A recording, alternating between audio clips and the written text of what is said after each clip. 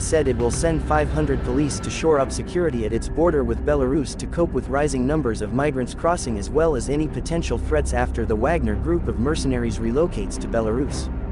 Due to the tense situation on the border with Belarus, I have decided to bolster our forces with 500 Polish police officers from preventive and counterterrorism units, Minister of Interior Mariusz Kaminski wrote on his Twitter account.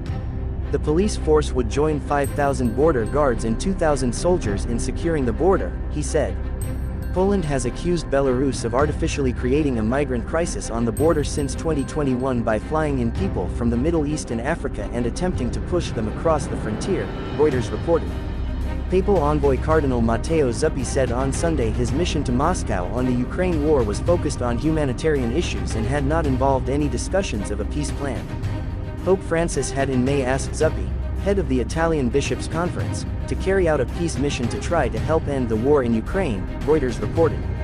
Zuppi met one of President Putin's advisors, Yuri Yushakov, and the head of the Russian Orthodox Church, Patriarch Kirill, in Moscow this week. Earlier in June, he also visited Kyiv for talks with President Zelensky. All the meetings were important, especially in humanitarian aspects, which are what we have focused on.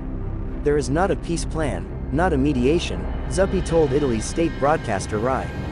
There is a big aspiration that the violence will end and that human life can be preserved, starting with the protection of the little ones, he said, adding he would meet with the Pope in the coming days to discuss the outcome of the meetings.